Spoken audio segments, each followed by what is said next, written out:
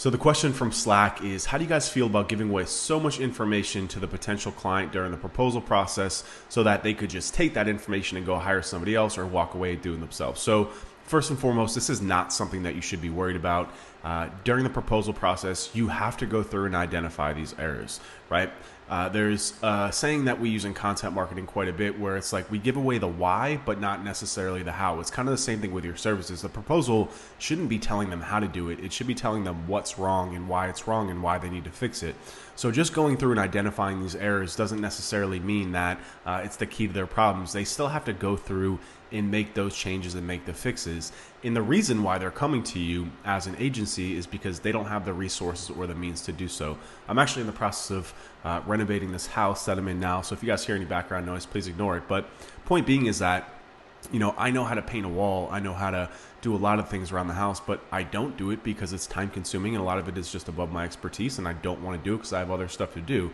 It's the same thing with an agency. Like, they hire you because you're the expert, you've done it before, you have a process, you have all the people, all they got to do is pay a check and you got started on the work. So it's not something that I would worry about. If this is happening to you a lot, if people are coming to you to get a proposal to just go hire somebody else, then I would look at your lead source, meaning where are you getting your leads from? Because they're just going to be really low quality. How are you advertising, your marketing, your messaging, your brand's maybe lack of reputation that's causing this to happen, right?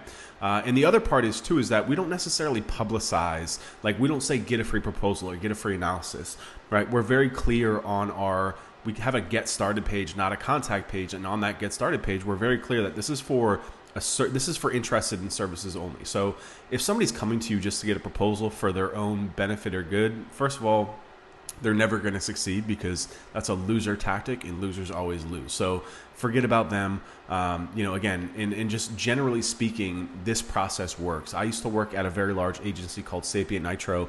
And one of the weird parts about this game is the bigger the pitches that you're putting together, the more of the free work that you have to do. So in our proposal process for these relatively small SEO contracts, $5,000, $10,000, I go through a process that we call the top 10 to identify these top 10 issues and then pitch, our services as a solution for those issues.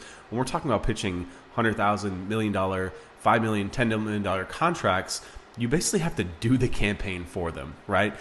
So I basically learned when I was working at that big agency that it's called spec work in the industry. Spec work meaning you're basically doing the free work to win the work and then execute on that free work that you do for them.